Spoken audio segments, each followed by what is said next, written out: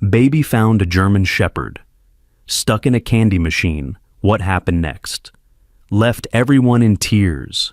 What happened that morning would leave an entire community sobbing, and you won't believe how a 5-year-old boy's discovery changed everything. Before we begin this incredible story, hit that like button, share with someone who needs to hear this, and comment below where you're watching from. The grocery store parking lot was already buzzing with morning shoppers when Sarah Wilson's phone rang. She glanced down at 5-year-old Tommy, who was kicking a pebble near their car, his Superman backpack bouncing with each movement. The caller ID showed her husband's military base, a number that always made her heart skip. "Mommy needs to take this call, sweetie," she said, her voice already tight. "Stay right here by the car, okay?" Tommy nodded, but his attention had already drifted to a butterfly dancing near the abandoned strip mall next door. The building had been empty for months, its windows covered with newspapers, a rusty chain-link fence supposedly keeping people out. But 5-year-olds see adventures where adults see danger. "Hello? David?" Sarah pressed the phone to her ear, turning slightly away from the wind.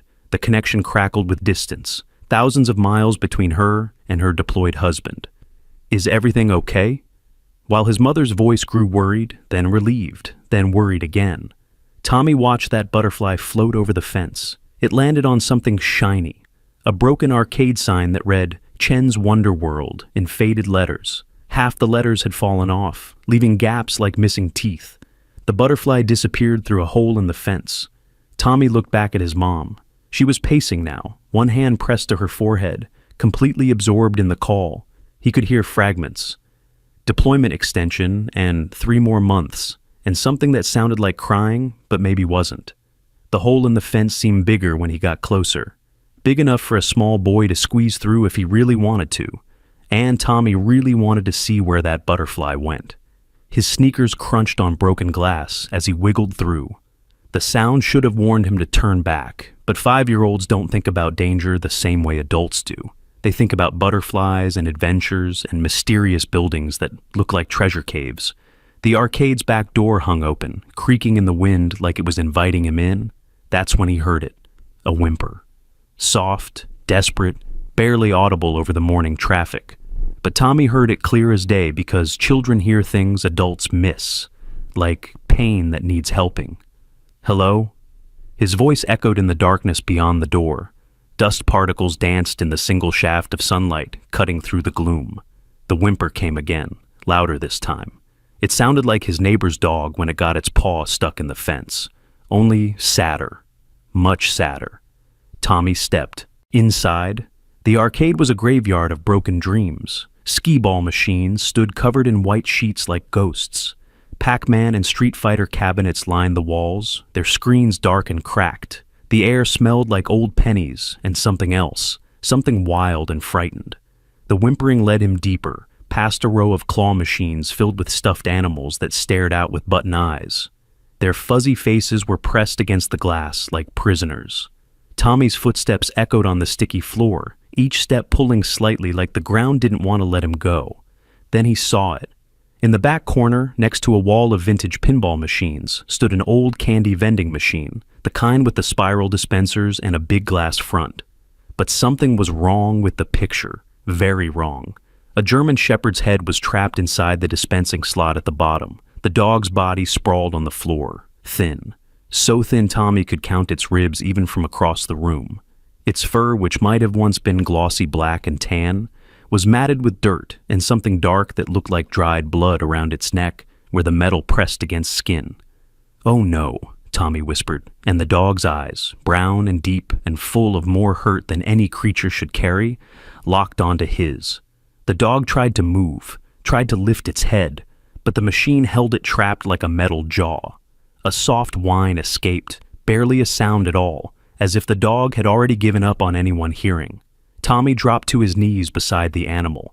Up close, he could see more, a collar, military green with worn letters. He traced them with his small finger, M-A-X. Below the name, numbers were scratched and faded. A phone number maybe, but most of it was gone. Only the area code remained clear. "Hi, Max," Tommy said softly, the way his dad had taught him to talk to scared animals. "I'm Tommy. I'm gonna help you." Max's tail, what Tommy could see of it, gave the tiniest wag. Just a twitch, really, but it was enough. It was hope. Tommy stood and grabbed the machine with both hands, pulling with all his 5-year-old might. The machine didn't budge. It was bolted to the floor with thick metal brackets, probably to stop teenagers from tipping it over for free candy. He pulled again, harder, his face turning red with effort. Nothing. Max made another sound, not quite a whimper, more like resignation. Like he understood this small boy couldn't possibly help, but was grateful someone was trying. "Don't give up," Tommy said, though he wasn't sure if he was talking to Max or himself. He looked around frantically. There had to be something, anything he could use. A metal chair sat near one of the arcade cabinets. Tommy dragged it over, the legs screeching against the floor. He lifted it as high as he could, which wasn't very high, and brought it down on the glass front of the candy machine. The chair bounced off with a dull thud. The glass didn't even crack. He tried again and again. His arms shook with the effort. Sweat beaded on his forehead despite the morning chill. Max watched him with those deep brown eyes, and Tommy could swear he saw something like gratitude mixed with the pain. "It's okay," Tommy panted, dropping the chair.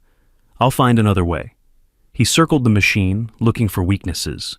The back panel was solid metal, no screws he could reach. The sides were the same. The power cord disappeared into a hole in the floor, probably connected to something in the basement. Even if he could unplug it, that wouldn't free Max's head. That's when he noticed the blood wasn't just old. Fresh red marked the metal edge where it pressed against Max's neck. The dog had been struggling recently, maybe hearing Tommy's footsteps, hoping again after who knows how long of being trapped. "How long have you been here?" Tommy asked, gently touching Max's ear. The dog leaned into his touch, just slightly, but enough to break Tommy's heart a little. The fur was matted but soft underneath. Tommy could feel Max trembling, from pain, exhaustion, fear, or maybe all three.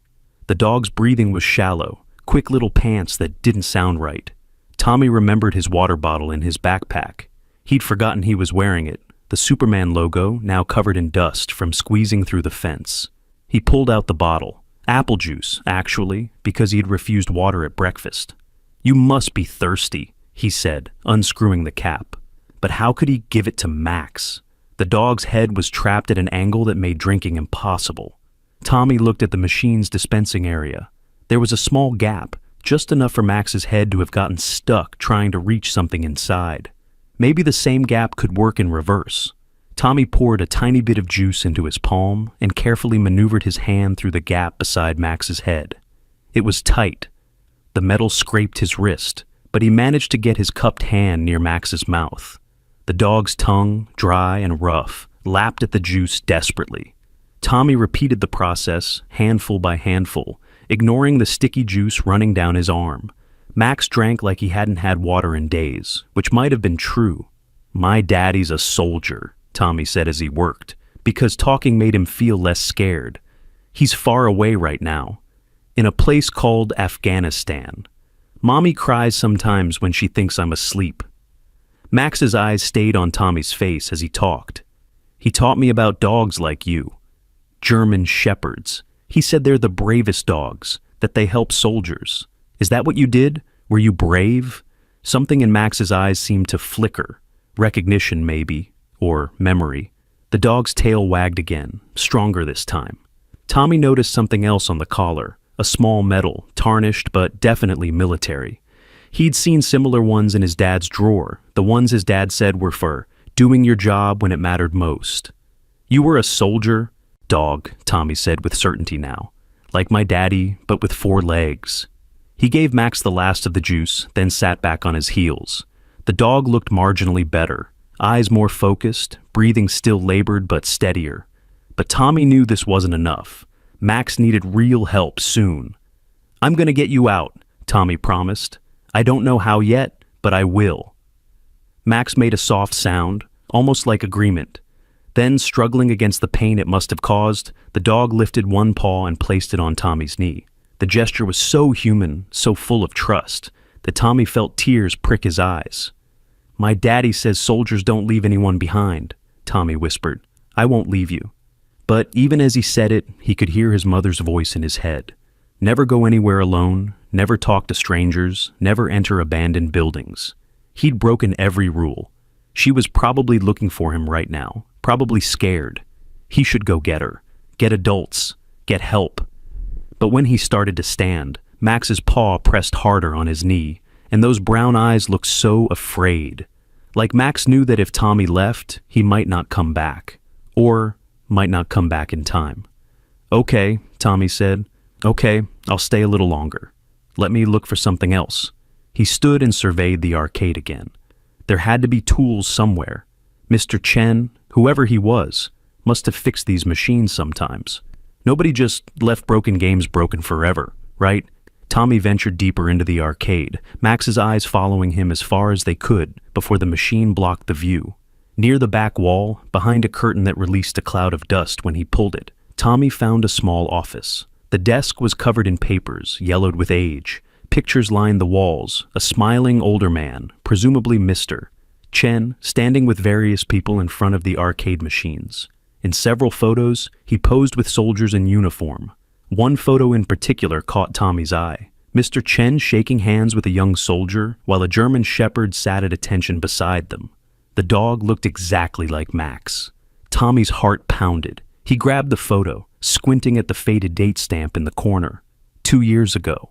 The soldier's face was partially turned away, but something about his stance, the way he held himself, reminded Tommy of his dad's military friends. A toolbox sat under the desk, rusty but promising. Tommy dragged it out, grunting with effort. It was heavy, too heavy for him to carry, so he had to drag it across the arcade floor, the metal scraping and squealing. Max's ears perked up at the sound, hope flickering in those tired eyes. Tommy opened the box. Screwdrivers, wrenches, a hammer, all too big for his small hands, all too heavy to use effectively. He picked up the hammer, needing both hands to lift it properly. Maybe if he hit the glass just right. Thunder rumbled overhead, sudden and ominous.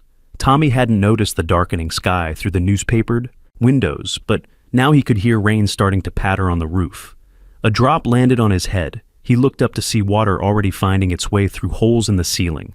That's when he noticed the exposed wires. They ran along the ceiling, probably for the arcade's lighting system. But years of neglect had left them partially exposed. Now, water was beginning to drip dangerously close to them. Tommy might have been only 5, but even he knew water and electricity were a bad combination. "We gotta hurry," he told Max, gripping the hammer tighter. He swung at the glass with all his might.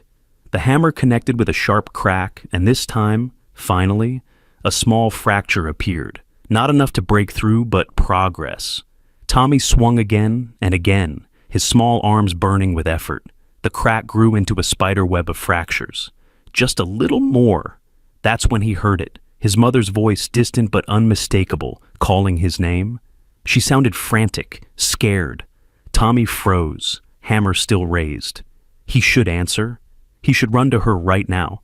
But Max was watching him, and the rain was getting heavier, and those exposed wires were starting to spark just a little. And if he left now... "Tommy! Tommy! Where are you?" His mother was getting closer. He could hear other voices too. Had she called for help? The police, maybe? Tommy looked at Max, then at the fractured glass, then at the door. He was going to be in so much trouble. So much trouble. But Max's eyes held such trust, such desperate hope. "I'm sorry, Mommy," he whispered, and swung the hammer again. This time, the glass shattered. Not completely. Safety glass, designed not to break into dangerous shards, but enough that pieces fell away, creating an opening.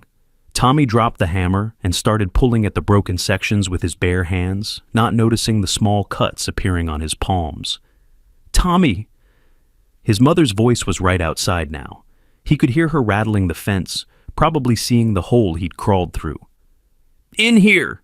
he finally called back, but he didn't stop working. He pulled away enough glass to reach inside the machine. His hand found Max's head, feeling for how it was stuck. The dog had clearly been trying to reach something, probably food, and had pushed his head through the dispensing slot. But the angle, combined with Max's weakened state, meant he couldn't pull back out. The metal edge was caught under his collar, creating a trap that tightened the more Max struggled. Okay, I see," Tommy muttered, his small fingers working at the collar's buckle. It was stiff with age and dirt, and his hands were slippery with juice, and now a little blood from the glass cuts. "Tommy!" His mother burst through the arcade door, followed by 2 police officers with flashlights. "Oh my God, Tommy, what are you—" She stopped mid-sentence, taking in the scene, her 5-year-old son, covered in dust and blood, kneeling beside a trapped dog, broken. Glass everywhere. "Mommy, help!" Tommy didn't look up from his work. Max is stuck and hurt, and the rain is making sparks, and we have to save him. One of the officers, a younger man with kind eyes, immediately understood the situation. "Ma'am, step back. Kid, keep working on that collar. Johnson, call animal control and the fire department." But the older officer, Johnson, was already moving. "No time. Those wires are about to go." He knelt beside Tommy. "What's your name, buddy?" "Tommy." "Okay, Tommy. You're doing great. Can you hold Max's head steady while I work the collar?" Tommy nodded, his small hands gently cradling Max's head. The dog's eyes never left Tommy's face, even as the officer's larger, stronger hands took over the collar work. "Almost. Got it." Thunder crashed overhead, and suddenly water poured through the ceiling in a steady stream. It hit the exposed wires with a violent crack of electricity. Sparks showered down like deadly fireworks. "Everyone out!" Johnson shouted. "No!"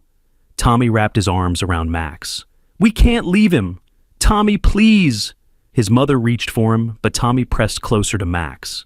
"Soldiers don't leave anyone behind," he screamed, tears streaming down his face. Daddy said soldiers don't leave anyone." Something in those words made everyone freeze. Sarah's face crumpled, and even the officers exchanged glances. The younger officer looked at the sparking wires, at the increasing water, at the boy who wouldn't let go of the dog. 30 seconds, he said to his partner. "Give me 30 seconds. He grabbed the hammer Tommy had dropped and struck the metal slot holding Max's head. Once, twice, 3 times with professional strength. The metal bent just slightly, but enough. "Pull now," he commanded.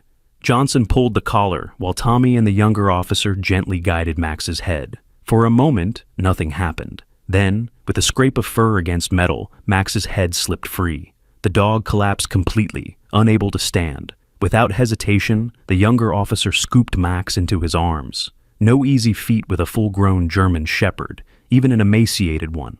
"Move! Now!" They ran for the door as the ceiling electrical system finally gave way. Wires fell, sparking and dancing like electric snakes. They burst through the door just as the inside of the arcade lit up with electrical fire. Outside, in the rain that was now pouring, Tommy dropped to his knees beside Max, who the officer had gently placed on the ground. The dog was breathing, but barely. His eyes found Tommy's face one more time.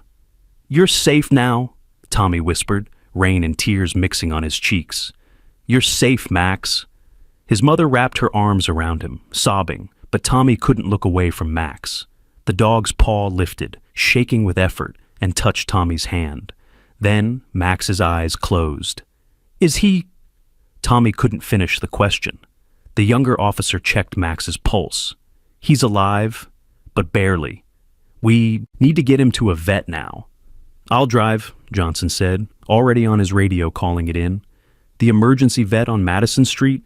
As they loaded Max into the police car, Tommy noticed something had fallen from the dog's collar, a small folded piece of paper that had been tucked under the metal. He picked it up, the rain already making the ink run, but he could still make out some words. "If found, please call." The rest was illegible, except for a name at the bottom. Sergeant James Rivera. "Mommy," Tommy said, showing her the paper. "Do you know this name?" Sarah's face went white. She grabbed the paper, staring at it like she'd seen a ghost. Oh my God, David mentioned him. This was David's friend, from his unit." "Was?" Tommy asked, but his mother was already on her phone, calling his father's military base, her hands shaking so hard she could barely dial. The police car pulled away with Max inside, sirens wailing. Tommy watched until he couldn't see it anymore, then looked up at his mother. "Did I do good, Mommy? Did I save him?" Sarah knelt down, pulling him close despite the mud and rain and blood. "You did so good, baby." So good. But even as she held him, Tommy could hear her whispering into the phone, "Please, I need to speak to Sergeant David Wilson. It's about Sergeant Rivera's dog." "Yes, James Rivera. I know what happened to him, but his dog, Max, my son found him." Tommy didn't understand why his mother was crying harder now, or why she kept saying, "I'm so sorry," into the phone. But he understood that Max was special, that saving him meant something bigger than just saving a dog. The rain had stopped by the time they reached the emergency vet. Tommy insisted on going inside, even though his mother tried to make him wait in the car. The waiting room smelled like disinfectant and wet dog, and Tommy could hear Max somewhere in the back, machines beeping around him. A vet tech with gentle eyes knelt beside Tommy. "You're the brave boy who saved Max?" Tommy nodded. "He's very sick," she said carefully. "He's been without proper food and water for at least 3 days, maybe more. He has infections and his neck is badly injured. But," she smiled slightly, "he's fighting. Dogs like Max, military dogs, they're trained to never give up. Will he be okay? We're doing everything we can. It helps that you gave him juice, kept him calm. You might have given us just enough time." They waited for hours. Tommy fell asleep in the uncomfortable plastic chair, his head on his mother's lap. He dreamed of Max running free in a field, strong and healthy, with a soldier beside him who looked like the man in Mr. Chen's photo. He woke to his mother shaking him gently. "Tommy, wake up. Someone wants to see you." The vet stood in the doorway, smiling tiredly. "Max is stable. He's not out of danger yet, but he's responding to treatment, and he keeps looking at the door, like he's waiting for someone." "Can I see him?" The vet hesitated, then nodded. "Just for a minute. He needs rest, but I think he needs to know you're here." They led Tommy to a small recovery room. Max lay on a padded table, IVs in his leg, bandages around his neck. His eyes were closed, but when Tommy whispered, "Max," they opened immediately. The dog's tail wagged weakly, and he made a soft whining sound that somehow conveyed more gratitude than any words could. "I told you I wouldn't leave you," Tommy said, carefully touching Max's paw. "Soldiers don't leave anyone behind." Max's eyes focused on Tommy with such intensity, such recognition, that even the vet seemed moved. "It's like he understands you," she murmured. "He does," Tommy said with 5-year-old certainty. "He's a soldier dog. They understand everything." His mother's phone rang. She stepped outside to answer it, but Tommy could hear her gasp, then start crying again. When she came back, her face was pale, but somehow hopeful. "Tommy, that was Daddy. He's coming home. They're giving him emergency leave. He'll be here tomorrow." "Because of Max?" Sarah nodded, unable to speak. She pulled Tommy close, and he could feel her shaking. There was more to this story, more that the adults weren't telling him, but Tommy didn't care. Max was alive, his daddy was coming home, and he'd kept his promise. As they prepared to leave, the vet insisting Max needed to rest, Tommy turned back one more time. "I'll come see you tomorrow, Max. My daddy's coming too. You'll like him. He's a soldier, like your person was." Max's eyes followed them to the door, and just before it closed, Tommy heard him bark, weak but clear. It sounded like "thank you" and "goodbye" and "see you soon" all at once. Back in the car, his mother finally explained some of it. Sergeant James Rivera had been his father's best friend in Afghanistan. They'd served together for 3 years. 6 months ago, James had died, saving several members of their unit, including Tommy's father, from an ambush. "Max was James's dog," Sarah said softly. "James found him as a puppy over there, trained him, brought him home on his last leave. When James died, Max disappeared. Everyone thought he'd run away or worse. But he must have been waiting." "Waiting where?" "Your father said James loved that old arcade. He went there as a kid, then took Max there when he was on leave. Mr. Chen, the owner, he was like a grandfather to all the military kids in town. He died just a month after James, and the arcade closed." Tommy tried to process this. "So Max went to wait for James at their special place?" "It looks like it. And somehow he got stuck trying to find food in that machine, and no one knew to look for him there." They drove in silence for a while, Tommy staring out at the rain-washed streets. Then he asked, "Is that why Daddy's really coming home? Because of James's dog?" Sarah pulled over, turning to look at her son. Partly, but also because, Tommy, what you did today was incredibly dangerous. You could have been hurt or worse, but it was also the bravest thing I've ever seen.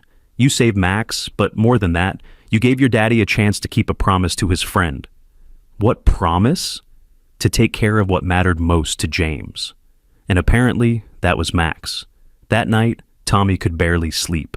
He kept thinking about Max alone in the vet's office, about his daddy flying home, about Sergeant Rivera, who he'd never met, but who had saved his father's life. When he finally drifted off, he dreamed again, but this time, Max wasn't alone in the field. There was a soldier with him, young and smiling, throwing a ball that Max chased with pure joy. The soldier looked at Tommy in the dream and saluted, mouthing, "Thank you," before fading into light. Tommy woke to sunlight streaming through his window, and his mother shaking him excitedly. "He's here! Daddy's here!" But Tommy was already running, barefoot and in his Superman pajamas, down the stairs and out the front door, where a taxi was pulling up. His father stepped out in uniform, looking tired but whole, and Tommy launched himself into his arms. "Daddy!" David Wilson held his son tight, tighter than ever before, and Tommy could feel him shaking. "My brave boy," he whispered. "My brave, brave boy. I saved Max, Daddy. I saved James's dog." His father pulled back, looking at Tommy with red-rimmed eyes. "I know. We're going to see him right now, all of us." The drive to the vet was quiet but charged with emotion. David held Tommy's hand the entire way, occasionally squeezing it like he needed to make sure his son was real. At the clinic, the vet met them with a smile. "He's doing much better. He ate some solid food this morning, and his vitals are stabilizing. I think seeing you all will help even more." They entered Max's recovery room slowly. The dog was more alert now, sitting up despite the IVs. When he saw Tommy, his tail wagged, but when he saw David in uniform, Max went completely still. David knelt beside the table, his voice breaking. "Hey, Max. Hey, boy. Remember me?" Max sniffed David's extended hand, then began to whimper, not in pain, but in recognition. His whole body started shaking, and he tried to stand despite his weakness. "Easy, easy," David soothed, but tears were streaming down his face. "I know, boy. I know. He's gone. James is gone, but you're safe now. We've got you." Max pressed his head against David's chest, and Tommy watched his strong soldier father break down completely, sobbing into the dog's fur. "I'm sorry, Max. I'm so sorry we didn't find you sooner. James would never forgive me." "He would," Tommy said with that simple certainty children possess. "He knows you were far away. He knows I helped instead." David looked at his son through his tears. "You're right. You're absolutely right." He pulled Tommy close, so all three of them, father, son, and dog, were connected. "James would be so proud of you, Tommy, so proud." Max licked Tommy's face, then David's, as if sealing some kind of promise between them all. The vet cleared her throat gently. "He'll need to stay here for at least another week, but after that, will you be taking him home?" David didn't hesitate. "Yes, absolutely yes. He's family now." Over the next days, the story began to spread. Someone at the police station leaked it to local news. A 5-year-old boy saving a military dog, the connection to a fallen soldier, the miraculous timing of it all. Reporters started calling, wanting interviews, but Sarah turned them all down. "This isn't about fame," she told Tommy. "This is about family." But word spread anyway, the way these stories do.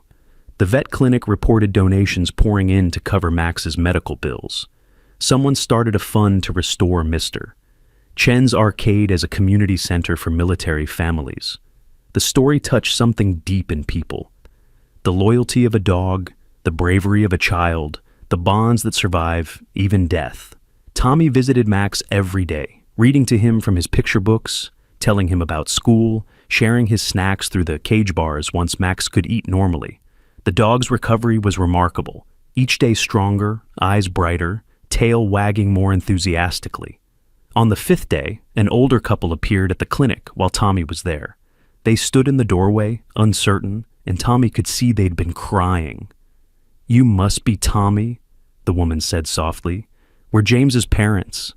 Sergeant Rivera's parents." Tommy suddenly felt shy, pressing against his mother's side, But Max barked, the strongest sound he'd made yet, and his tail went crazy. "He remembers you," Tommy said. Mr. Rivera knelt beside Max's cage, his weathered hands shaking as he reached through to touch the dog. "Hello, boy. We've been looking everywhere for you." His voice broke. "James loved you so much." "He was a hero," Tommy said, because that's what his father had told him. "He saved my daddy." Mrs. Rivera smiled through her tears. "Yes, he was. And you're a hero too, Tommy. You saved the most important thing James left behind." She pulled something from her purse, a photo album. "Would you like to see pictures of James and Max together?" They spent the next hour looking through photos. James as a young soldier, finding Max as a tiny puppy in Afghanistan, training him, playing with him. In every picture, the love between them was obvious. Max watched the photos too, occasionally whimpering when James's face appeared. "He never forgot," Mr. Rivera said quietly. "Dogs never forget love like that." "Will you want him back?" Tommy asked, suddenly afraid. He'd already started thinking of Max as theirs. The Riveras exchanged glances. "No, sweetheart," Mrs. Rivera said. "We're too old to care for a young dog like Max. Besides, James would want him with a military family, with people who understand. Your father was his best friend. This is where Max belongs now. But you can visit whenever you want," Tommy said quickly. "He's your grand dog." Mr. Rivera laughed, a surprised, genuine sound. Grand dog? James would have loved that. As the days passed, Max grew stronger. The bandages came off his neck, revealing scars that would never fully fade but were healing well. He started walking, wobbly at first, then steadier. The first time he ran, just a few steps across the clinic's exercise yard, Tommy cheered like it was the Olympics. David spent hours at the clinic too, sometimes just sitting with Max, talking to him about James. Tommy would find them like that, his father's hand on Max's head, both of them still and quiet like they were sharing memories no one else could understand. "He saved my life, you know," David told Tommy one afternoon. "James, we were on patrol and there was an ambush. I didn't see the shooter, but James did. He pushed me down and..." He stopped, swallowing hard. "He made sure I could come home to you and Mommy." "So, Max is like a piece of him that's still here?" David nodded, unable to speak. "Then we have to take extra good care of him," Tommy said firmly. "For James." The day Max was cleared to come home was like Christmas and birthday, and every good day rolled into one. Tommy had prepared everything. A new bed, though he suspected Max would end up in his bed. Food and water bowls, toys, and a collar with a new tag that read, Max Wilson on one side and Forever James's on the other. When they arrived at the house, Max hesitated at the door, as if unsure he was really allowed inside. Tommy took his hand, paw, and led him in. "This is your home now," he said, "forever and ever." Max explored slowly, sniffing everything, his tail wagging cautiously. When he found Tommy's room, he immediately went to the bed and looked back, asking permission. "You can sleep there," Tommy said, "but you have to share with me." That night, for the first time in months, Tommy's family felt complete. They sat together, David, Sarah, Tommy, and Max. Watching a movie, eating popcorn, Max got plain pieces. Being normal. Except normal now included a dog who would suddenly perk up at certain sounds, who still looked at the door sometimes like he was waiting, who carried invisible scars along with the visible ones. "Do you think he still misses James?" Tommy asked as he got ready for bed. "Every day," David said honestly. "But missing someone doesn't mean you can't be happy." Max knows he's safe now, that he's loved. That's what James would want. As if understanding, Max padded over and put his head on David's knee, then Tommy's, then Sarah's, making sure to touch each family member like he was counting them, making sure everyone was there. That night, Tommy woke to find Max standing at his window, looking at the stars. The dog wasn't whimpering or sad, just watchful, like he was standing guard. Tommy slipped out of bed and stood beside him. "Are you talking to James?"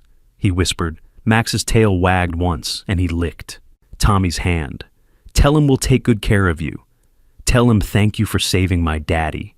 They stood there together, the 5-year-old boy and the soldier dog, keeping watch in the quiet night. And somewhere in the silence, Tommy thought he felt a presence, warm and grateful and at peace.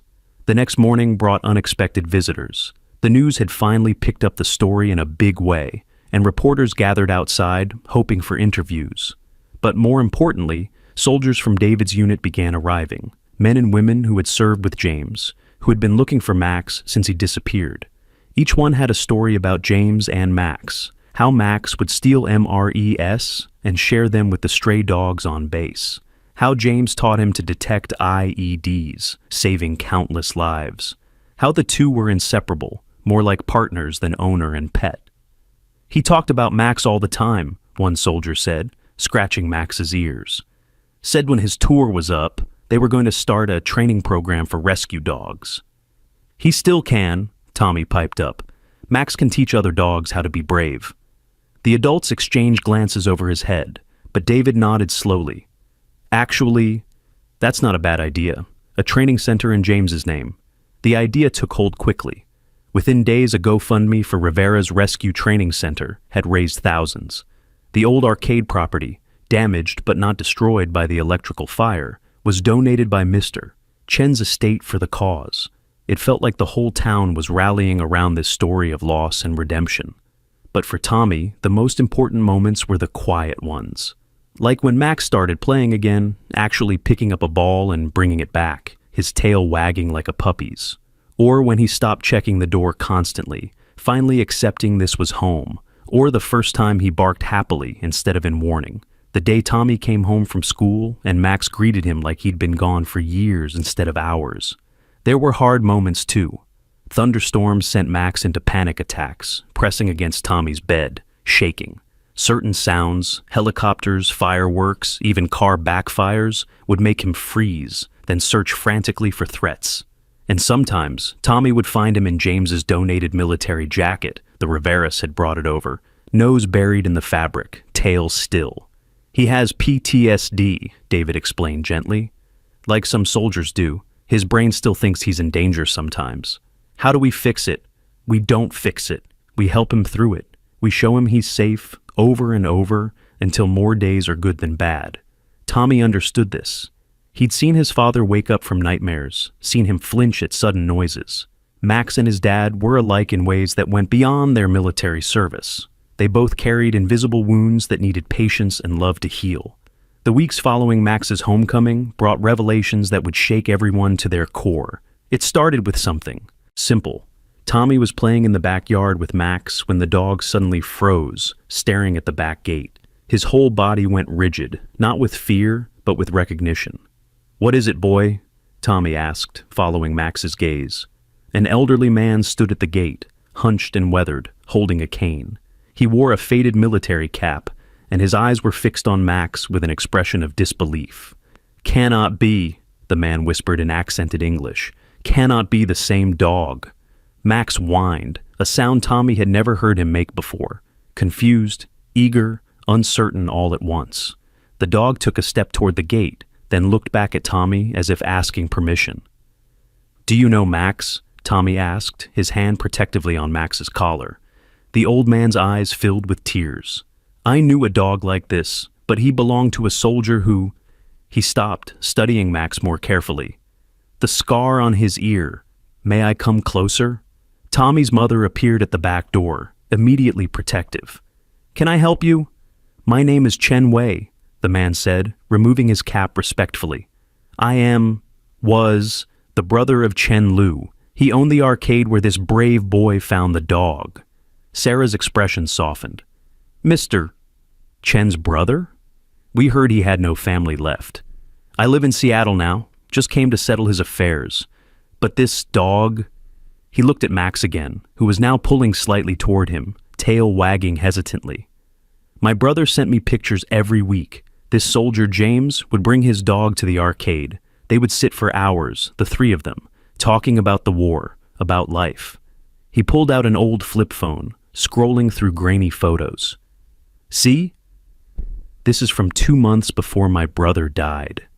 The photo showed Mr. Chen, James in civilian clothes, and Max sitting between them in the arcade, all three looking at the camera with easy familiarity. "Your brother knew James well?" David asked, having heard the commotion and joined them. "James was like a grandson to him. After James died, my brother was heartbroken. He told me the dog disappeared, and he searched everywhere. He was getting weaker, his heart, but he went out every day looking. Mr. Way's voice cracked. I think it killed him, losing them both so close together. Tommy felt his eyes burning. Max was in the arcade the whole time? My brother would have looked there, but after his first heart attack, he couldn't manage the stairs anymore. The main floor, yes, but there was also a basement level with old machines. If the dog went down there. There was no basement where I found him, Tommy said, confused. Mr. Way frowned. Yes, there was. Storage basement with the old candy machines. My brother moved them downstairs when he got newer ones. David and Sarah exchanged glances. Tommy, you said the candy machine was on the main floor. It was, in the back corner, by the pinball machines. Mr. Way shook his head slowly. No candy machines on main floor for 5 years now. Only in basement. He paused, his face paling. Unless the floor collapsed. There was water damage last year. My brother couldn't afford repairs. The implication hit everyone at once. Max hadn't been trapped on the main floor. He'd been in the basement, and somehow, the floor had given way enough to create the scene Tommy found. He could have been trapped even longer than we thought, Sarah whispered, horrified. Max walked over to Mr. Way then, sitting at his feet and offering his paw. A trick James must have taught him. The old man knelt despite his obvious joint pain, taking the paw gently. Hello, Max. My brother missed you so much. He left something for you, for James. I was going to throw it away, but now? He looked at Tommy. Would you come with me? All of you? There's something you need to see. They followed Mr. Way to a small apartment above what used to be a flower shop. It smelled of mothballs and sadness. Every surface covered in dust, except for paths between the furniture. The trails of a lonely old man's final days. Mr. Way went to a closet and pulled out a box marked James and Max in shaky handwriting. Inside were treasures, dozens of photos, a leather leash with Max embroidered on it, treats that had long expired, and at the bottom, a sealed envelope addressed to whoever finds Max. David opened it with trembling hands and read aloud, If you're reading this, then you found Max, and I am probably gone. Please know that this dog is special. He doesn't just belong to James Rivera. He carries James's heart. I watched them together for 2 years. James saved Max from death in Afghanistan, and Max saved James from the darkness that war brings. James told me his last wish was for Max to find a family who would understand him, not just care for him, but understand that he's more than a pet. He's a soldier, he's a guardian, he's the living memory of a hero. I failed to find him after James died. It is my greatest regret. But if you're reading this, you succeeded where I failed. Take care of him, love him, and know that somewhere, James is at peace knowing Max is safe. There is $5,000 in the bank account below. It's everything I saved for Max's care. Please use it for him. With hope, Chen Lu. The bank information was there, along with a notarized document making the funds legally transferable to whoever could prove they had Max. Sarah was crying openly now. David stood rigid, the letter shaking in his hands. But Tommy was looking at something else in the box, a small journal, child-sized, with Max's Adventures by James Rivera written on the cover. Can I read this? Tommy asked. Mr. Way nodded. Everything here is yours now. You saved him. You're his family. Tommy opened the journal carefully. It was filled with stories, written in simple language, about Max's puppyhood in Afghanistan. But as Tommy read, he realized these weren't just stories. They were letters. Letters from James to his future child, the one he'd never have. Source, little one, Tommy read aloud, his voice small in the dusty apartment. I don't know if you'll ever exist, but if you do, I want you to know about the bravest dog in the world. His name is Max, and this is how we met. The story that followed was beautiful and heartbreaking. James had found Max as a tiny puppy, abandoned in a box near a burned village. The puppy was nearly dead, but James had stayed up for 3 nights straight, feeding him with an eyedropper, keeping him warm, willing him to live. He lived, Tommy continued reading, because he had something to live for. Me, and I lived because I had something to live for. Him. That's how love works in war. You save each other, over and over, until you can't tell who rescued who. Max had padded over while Tommy read, laying his head in the boy's lap, as if he knew these words, remembered them being written. David knelt beside his son. "Keep reading, buddy." Tommy flipped through pages of adventures, Max learning to detect bombs, Max making friends with local children, Max comforting soldiers after hard days. But the last entry was different, dated just a week before James died. "Little one, if you're reading this and I'm not there, it means Max found you, or you found him. Same difference. He'll know your mind somehow. He always knows good people. Take care of him, but more importantly, let him take care of you. He knows things humans don't. He knows when you're sad before you do. He knows when danger's coming. He knows how to love without conditions. If he found you, it means you needed him. Or he needed you. Probably both. That's how the universe works. It puts broken pieces together to make something whole. Love him for me, but more importantly, love him for you. Forever your maybe dad, James."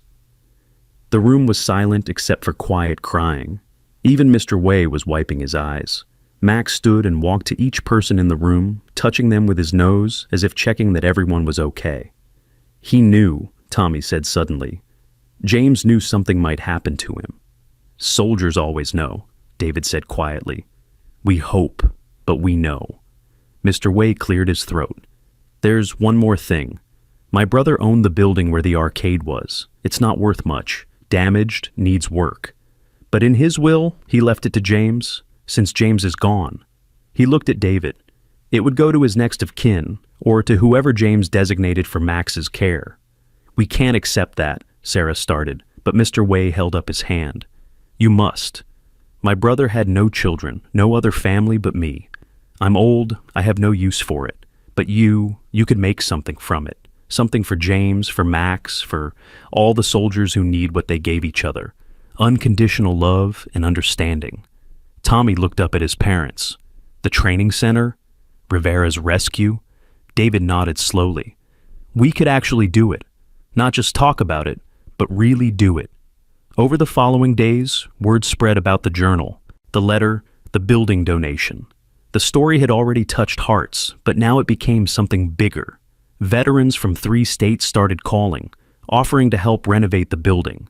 A therapy dog organization offered to partner with them. Even the mayor got involved, declaring the project a city priority. But the biggest surprise came when Tommy was at school. Max always waited by the window for him to come home, Sarah said, starting his vigil exactly 30 minutes before the bus arrived. But this particular day, Max started barking frantically an hour early. Sarah tried to calm him, but Max ran to the door, scratching at it, whining with increasing desperation. "What is it, boy? Tommy's still at school?"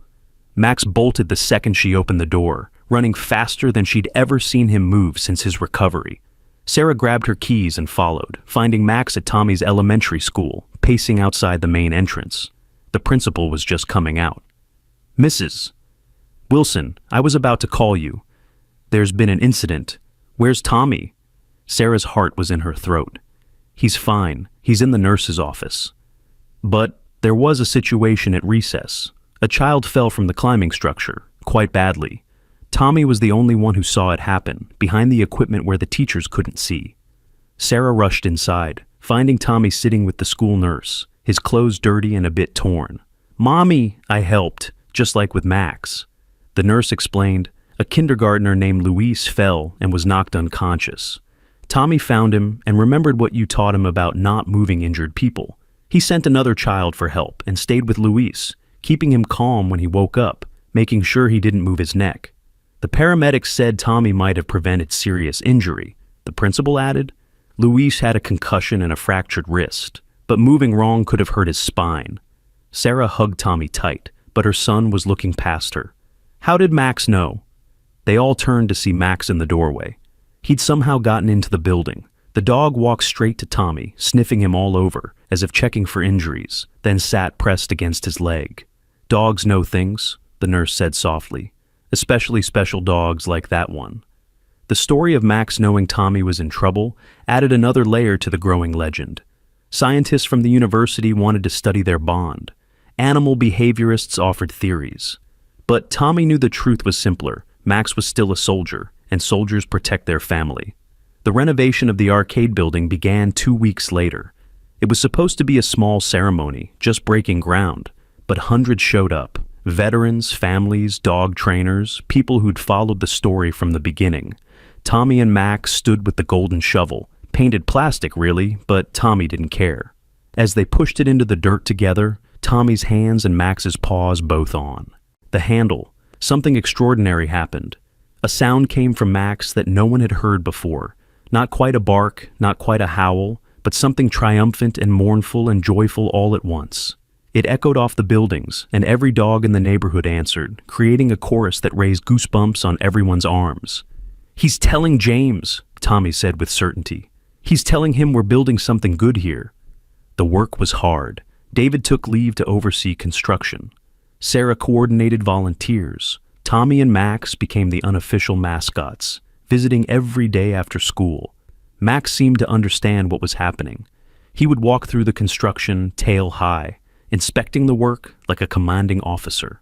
One day, while cleaning out the basement, which had indeed partially collapsed, workers found something that made everyone stop. It was a dog bed, military issue, with SGTRIVERA written in the permanent marker. Next to it were empty water bowls and scattered candy wrappers, evidence that Max had been living down there, waiting.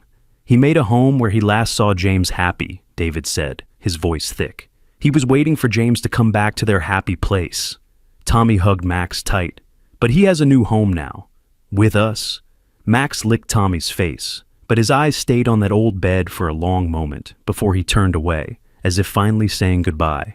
The training center took shape quickly with so many hands helping. The main floor became a training area with soft flooring and agility equipment.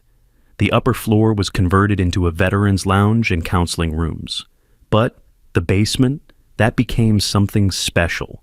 Tommy had an idea that at first seemed too sad, but David understood immediately. They turned the basement into a memorial space, not just for James, but for all the military dogs and handlers who didn't make it home.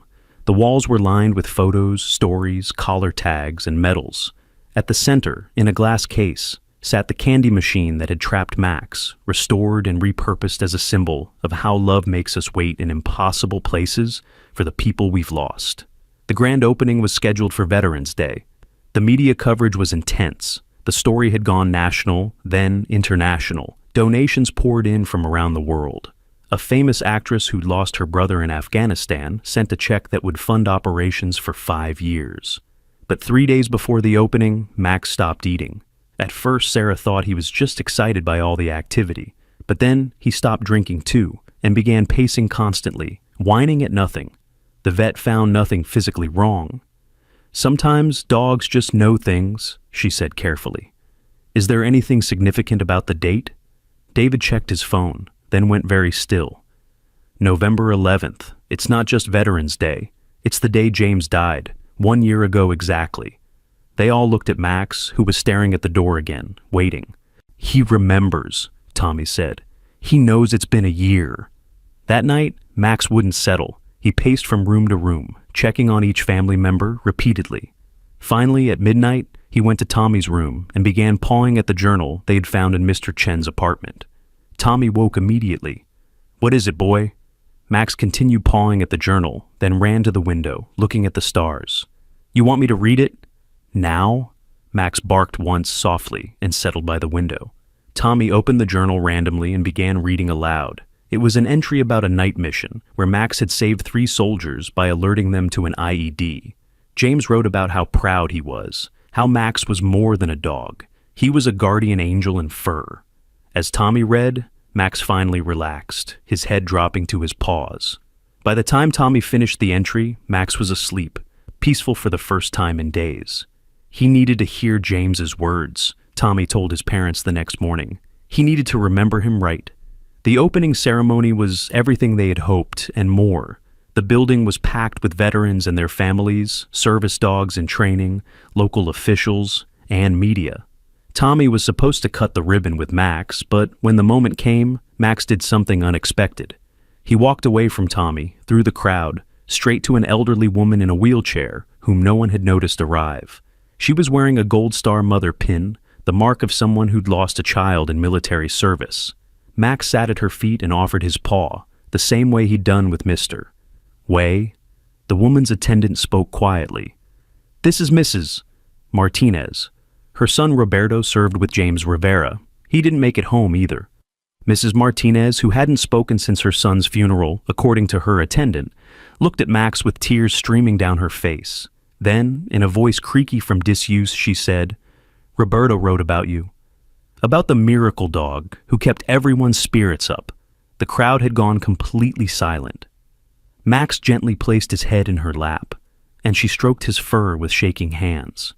"He wrote that you were teaching James to be brave," she continued, "that James was scared, but you showed him how to be strong." She looked up at Tommy. "You saved a hero, little boy. You saved someone who saved others." Tommy walked over and took Mrs. Martinez's other hand. "Max saves people. That's what he does. He saved me too." "How did he save you?" she asked. Tommy thought about it. "I was lonely. Daddy was gone, Mommy was sad, I was scared all the time. But when I saved Max, I felt brave. And when he came to live with us, I wasn't scared anymore." The ribbon cutting happened after that, but it was almost anticlimactic. The real moment had already occurred, the moment when everyone understood that Rivera's rescue wasn't just about training dogs. It was about healing. It was about connections that transcend death. It was about finding purpose in pain. The first training, class started the next week. 6 veterans with PTSD, 6 rescue dogs, and Max as the lead demonstrator. Tommy was allowed to help after school, teaching the dogs simple commands while the veterans learned to trust again. One veteran, Marcus, had lost his leg in the same ambush that killed James. He was paired with a skittish German Shepherd mix named Hope. For the first 3 sessions, neither trusted the other. Marcus was angry at the world, and Hope cowered from any sudden movement. Then Tommy had an idea. "Max, show them." Max walked over to Marcus, sat at his feet, and placed one paw on the man's prosthetic leg, looking up at him with those knowing brown eyes. "He's telling you it's okay," Tommy explained. "That being hurt doesn't make you less brave." Marcus broke down crying right there in the training ring. Hope, seeing his distress, overcame her fear and crawled into his lap, licking his tears. It was the breakthrough both needed. Stories like that happened every week. Max had an uncanny ability to know which dog needed to work with which veteran. He would guide them together with gentle nudges and meaningful looks. The trainers started calling him the matchmaker. But Max's most important work happened with the children. They started a program for kids who'd lost military parents, and Max became their anchor. He would sit in the middle of their circle, letting them pet him, cry on him, tell him their fears. Somehow his presence made it easier for them to talk about their lost parents. Tommy worked with these kids, teaching them what he'd learned, that being brave didn't mean not being scared. It meant doing what's right even when you're terrified. One little girl, Amy, whose mother had died in a helicopter crash, wouldn't speak at all for the first month. She would just sit next to Max, holding his fur. Then one day, she whispered to him, "My mommy flew helicopters." Did James know how to fly? Max turned and licked her face, and she giggled, the first happy sound anyone had heard from her since her mother's death. "I think that means yes," Tommy said. "Or maybe it means James is flying now, with your mommy." Amy smiled and hugged Max tighter. They're flying together. As winter turned to spring, the center grew. They added more programs, therapy sessions where veterans could talk with Max present, a puppy training course for future service dogs, even a program where Tommy and other kids read to the dogs to help socialize them. But the most unexpected development came when a Hollywood producer showed up one day. She'd been following the story and wanted to make a movie about Max and Tommy. "Absolutely not," Sarah said immediately. "This isn't entertainment." The producer, a veteran herself, nodded understandingly. "I agree. That's not what I want to make. I want to make something that helps people understand what our service members and their dogs go through. Something that shows the bond that continues even after death. And all proceeds would go to centers like this one. They discussed it as a family. Tommy was against it at first. Max doesn't like cameras. But then the producer suggested something that changed his mind. What if we use the movie to tell James's story too? To make sure he's never forgotten? Max, who'd been lying quietly during the discussion, suddenly stood and walked to the memorial wall where James's photo hung. He sat beneath it and barked once. "I think that's a yes," David said softly. The movie process was strange but wonderful. They hired unknown actors who were actual veterans. Max played himself, of course. No other dog could capture his spirit. Tommy was on set every day Max filmed, making sure he wasn't stressed. The hardest scene to film was the recreation of Tommy finding Max in the arcade. They'd built a replica set, and when Max saw it, he froze. For a moment, everyone worried it would traumatize him. But then, Max walked to the fake candy machine, sniffed it, and looked back at Tommy, with what could only be described as understanding. He knew they were telling his story. During filming, something magical happened. The actor playing James looked so much like him that when he walked on set in uniform, Max went absolutely still. Then, slowly, his tail began to wag. He walked over to the actor, sat at his feet, and offered his paw, their old greeting. The actor, who'd studied videos of James for months, knelt and whispered, "Good boy, Max. Good boy." Max leaned into him, and everyone on set was crying. Even the tough guy Grip was wiping his eyes. They kept filming, capturing this raw moment of a dog finding peace with a ghost made flesh, if only temporarily. The movie premiered on the second anniversary of the day Tommy found Max. The theater was packed with military families, veterans, and everyone who'd been part of Max's journey. Tommy sat between his parents, Max at his feet with special permission to attend. Watching their story on screen was surreal. The actor playing Tommy was good, but Tommy kept whispering, "That's not how it happened," until Sarah gently shushed him. But when the scene came where Tommy found Max, even he went quiet. The film captured something true. The desperation in Max's eyes, the determination in Tommy's small hands, the moment when two souls recognized each other as exactly what the other needed. The audience was silent except for sniffles and quiet sobs. When the credits rolled, revealing that the real Max had been awarded a medal for his service in Afghanistan and that James Rivera had posthumously received the Medal of Honor for his sacrifice, the entire theater erupted in applause. But the most powerful moment came after. A young soldier in uniform stood up and said, "I served with James. This movie, it got him right. It got all of it right. The love between a soldier and his dog, it's sacred. Thank you for showing that." The movie raised millions for veteran and service dog programs nationwide. Centers like Rivera's Rescue opened in 12 states. Max became a celebrity, but he remained unchanged, still Tommy's protector, still watching doors and windows, still carrying James's memory in every step. One day, a package arrived at the center with no return address. Inside was a worn tennis ball and a note. "James threw this ball for Max 1,000 times in Afghanistan. I saved it, thinking someday, well, someday someone who loved Max would want it. Seems like that someone is you, a friend from the 82nd. Tommy held the ball reverently. It was just an old tennis ball, fuzzy and dirty, but Max went crazy when he smelled it. He pranced around Tommy, barking and wagging like a puppy. They went to the backyard, and Tommy threw the ball. Max caught it and brought it back, but instead of dropping it for another throw, he carried it to his bed and curled around it, tail still wagging. "He's showing James he still remembers how to play," Tommy said. That night, Tommy had a dream. He was in a field of gold grass under a bright sun. James was there, young and whole and smiling. Max was there too, but somehow he was in two places at once, with James and with Tommy. "Thank you," James said, his voice warm like summer. "Thank you for saving him. Thank you for loving him." "He saved me too," Tommy replied. James smiled. "That's what he does. That's what love does. It saves us all." When Tommy woke, Max was on his bed, the old tennis ball still in his mouth, watching him with those deep brown eyes. "I dreamed about James," Tommy whispered. Max's tail wagged, and he dropped the ball into Tommy's hand. It was wet with dog drool and worn smooth in places, but Tommy held it like treasure. Years passed. The center grew into a national program. Tommy grew from a brave 5-year-old into a confident young man who wanted to be a veterinarian. Max grew gray around his muzzle, his steps slower, but his spirit unchanged. On Tommy's 13th birthday, Max did something he'd never done before. He went to the memorial wall at the center. sat beneath James's photo and howled, long and mournful and beautiful. Every dog in the building joined him, creating a symphony of remembrance. When they finished, Max walked to Tommy and placed his gray head in the boy's hands. "I know," Tommy said, understanding somehow. "You're getting tired. But not yet, okay? Not yet." Max licked his hand and wagged his tail, a promise to stay as long as he could. The day Max finally couldn't stand up anymore came in spring, when the cherry blossoms were blooming. He'd made it to 15, ancient for a German shepherd, especially one who'd lived through what he had. The vet came to the house, and the whole family gathered around Max's favorite spot by the window.